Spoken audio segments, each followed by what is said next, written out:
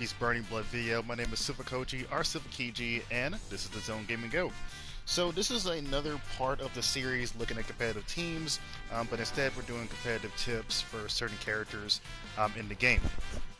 So we do know that not every character is used in competitive tournaments, or if they are used in competitive tournaments, they're very niche in terms of where they actually play at. These characters can range from Barto, Perona, Bone Clay, a little bit of Usopp, then you got Nami, Chopper, Ivan, Gecko, and I think I'm missing one, Nico Robin, and Joseph.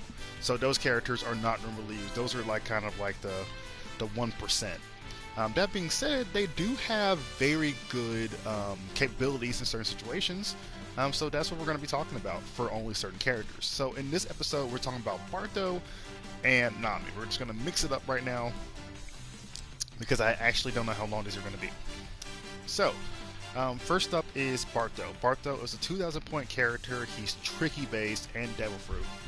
So the main thing we gotta look at Barto when we're just looking at his whole, identity, is the fact that the character has no hockey. This is actually true for a lot of 2,000 point characters, that they don't actually like that hockey button, and so you have to figure out ways to actually break Logia when you're actually dealing with certain scenarios. So let's go ahead and actually get Nami and look at Nami too. So first instance you knows about Nami is she has no Delphoid ability at all. In this case, we know that she can get benefits and buffs from, I believe it's called the Square Sisters here.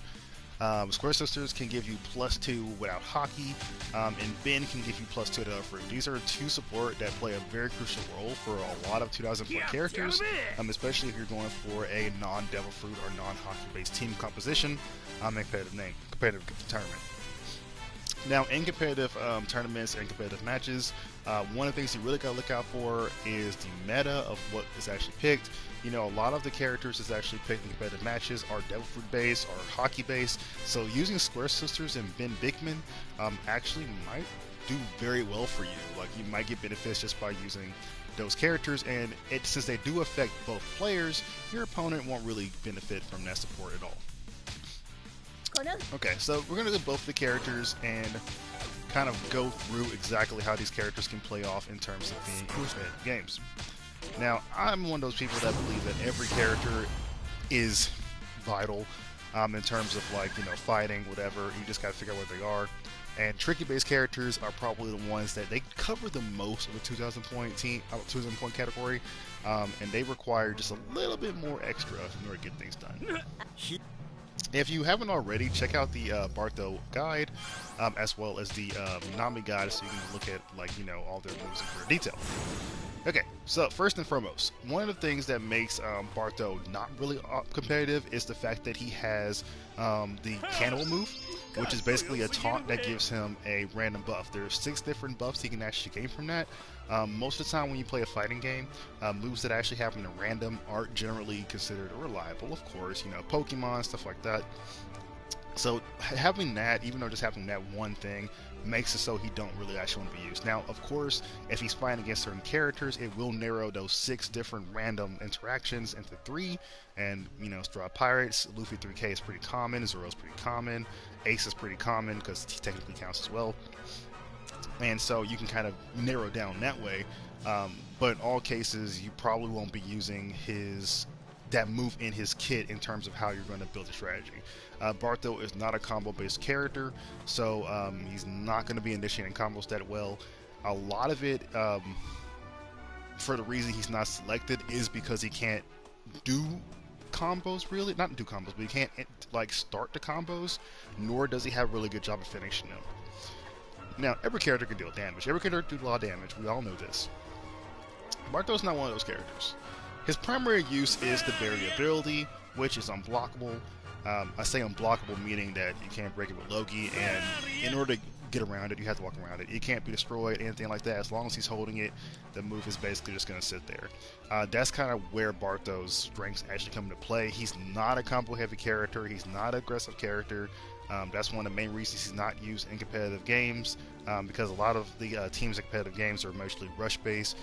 But when he is selected, he is a very defensive niche character. He does a very good job against characters like Garp, Zoro, and even Sabo that are just super aggressive, and if they make mistakes, you pretty much got them. Now, another concept that Barto has, we're going to talk about strengths now, about why he should be picked, is the fact, like we already talked about the barrier, but utilizing the barrier and then switching out allows you to keep the barrier in there for a little bit longer, so he can initiate safe switch-ins, which is exceptional. Also, because of the barrier and how wide it is and how easily you can actually make it, if you're going up against a giant-based character, you can actually waste it using that barrier. You can actually get into a little corner and just kind of hide out there, and there's literally nothing you can do. Only a few characters can actually break it. You know, Gecko, using his little lizard ability, is the only character that can actually mess it up, so he can stall really easily. If not just giant characters, but any characters in their awakening, it works as an excellent stall-based move because your opponent has to think about that greatly. Now, similar to most kind of joke characters, I don't want to call him a joke character. Similar to really niche characters, it all comes down to his cannonball as well. Of course, you know, if you hold down a little bit longer when you throw it, it actually explodes. But if you just throw it regularly, it's just a dummy. That's a very big trick that he has, and that's kind of where most of his damage is going to come by. That's what I mentioned before. He doesn't really have a lot of damage on his own. A lot of his damage is actually set up by his cannonball, and that's where it's actually going to play a huge role in. So you see those teams like with Whitebeard, and you can see Sabo and maybe Kuma on the same team. You're like, okay, that's a lot of damage. We know what's going to happen with that damage. But if you see Barto on one of those teams, it kind of puts you like in a tilt motion, because you really don't know what to expect and what your opponent is thinking when they pick this character, because he's normally not selected.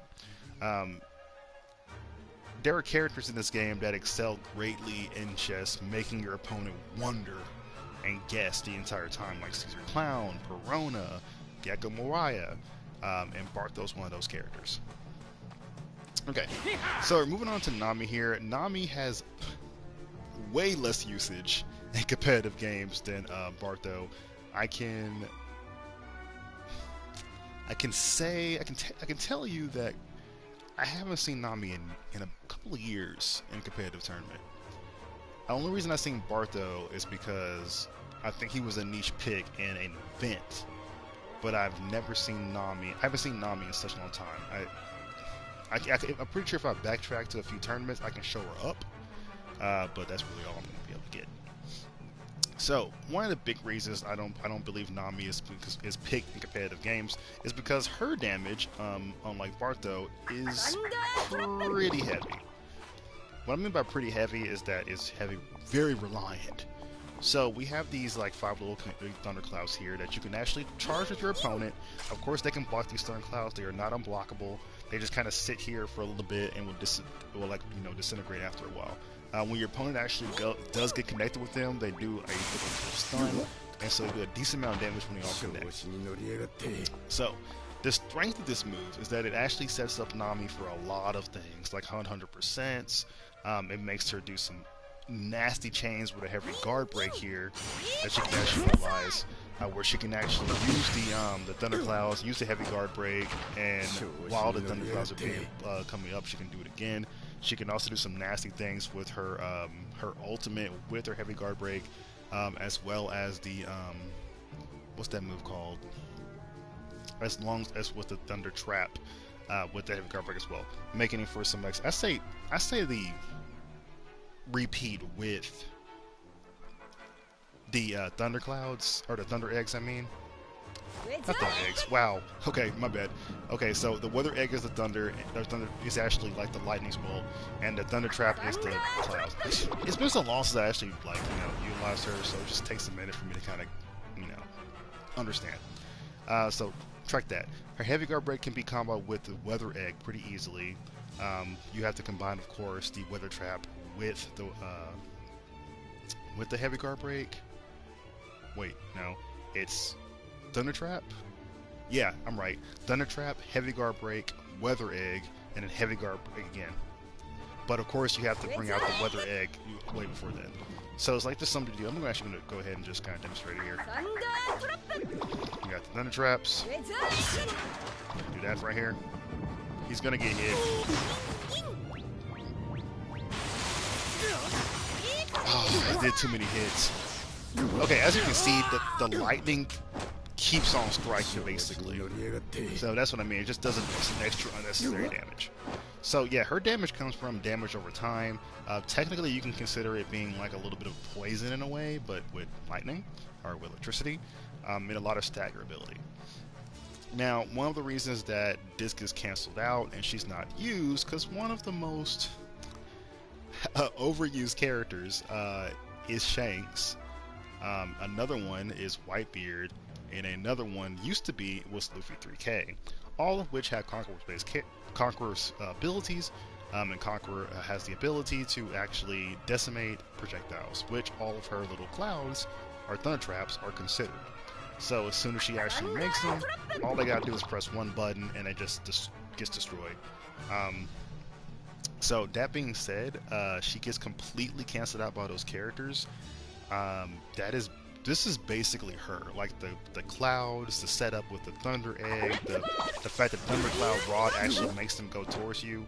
Without those little eggs, without those thunder traps activated, she does not have her damage, and it just kind of takes a while. Now her heavy guard break is extremely powerful though. It's a fast heavy guard break, and it does a good amount of damage, so that's all fine and dandy. But in terms of actually being Nami, being her, like bringing out the best in that, she really can't do anything in those situations. So her matchups in terms of the most used characters is pretty bad.